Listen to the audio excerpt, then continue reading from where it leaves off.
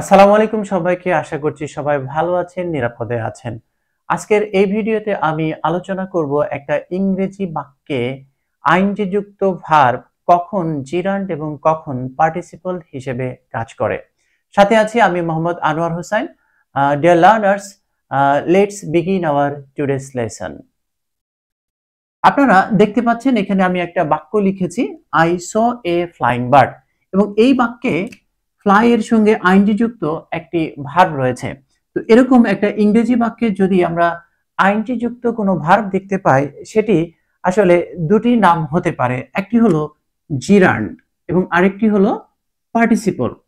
তো আমরা প্রায় কনফিউশনে পড়ে যাই যে কখন এটি জিরান্ড হিসেবে কাজ করে এবং কখন এটি পার্টিসিপল হিসেবে কাজ করে।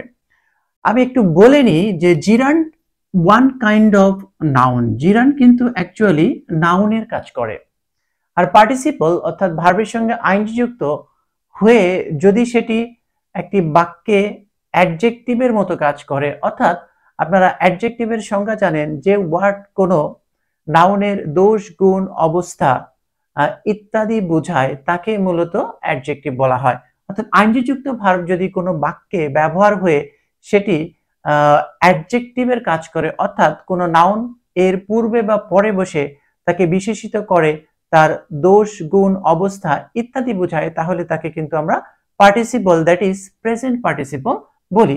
এবার আমরা বাক্যটিতে যাই। I saw A flying bird, এটি জিরান্ড অর পার্টিসিপল। যেহেতু জিরান্ড নাউনের কাজ করে, তাই এটি মূলত একটা বাক্যের সাবজেক্টের জায়গায় বসতে পারে।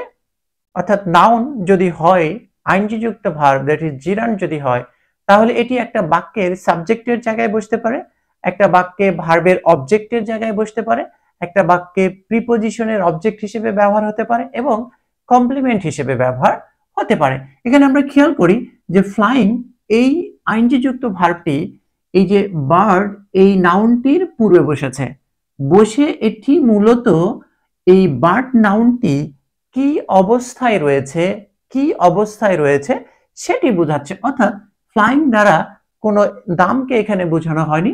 এই ফ্লাইং দ্বারা এই পাখিটির অবস্থা, পাখিটি কি অবস্থায় আছে? উড়ন্ত অবস্থায় রয়েছে। আমি একটি উড়ন্ত পাখিকে দেখলাম। তো যেহেতু এই আইনযুক্ত ভার্বটি এই বার্ড নাউনটির কি বোঝাচ্ছে? অবস্থা বোঝাচ্ছে। কি বোঝাচ্ছে? অবস্থা। এই কারণে এই ফ্লাইং কে আমরা কি বলবো? পার্টিসিপল। এবং আইনযুক্ত ভার্বকে আমরা ইংরেজিতে কি বলে থাকি? Present participle. অর্থাৎ পার্টিসিপল আবার বিভিন্ন রকমের হয়। তো আইনযুক্ত থাকলে সেটিকে আমরা কি বলবো? প্রেজেন্ট পার্টিসিপল বলবো।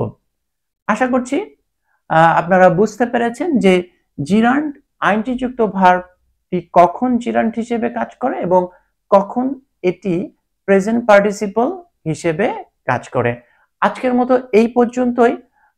আপনাদের ইংরেজি ব্যাকরণ এবং ইংরেজি সম্পর্কে কোনো বিষয় নিয়ে কনফিউশন তৈরি হলে তা জানার জন্য নিঃসংকোচে ইনবক্স করতে পারেন। আমি সাধ্যমতো সেটির সমাধান দেওয়ার চেষ্টা করব। আশা করছি আপনাদের ভিডিওটি ভালো লেগেছে। আজকের মতো এই পর্যন্তই। আগামীতে দেখা হবে নতুন কোনো ভিডিও নিয়ে। সেই পর্যন্ত সবাই ভালো থাকুন, সুস্থ থাকুন। আল্লাহ হাফেজ।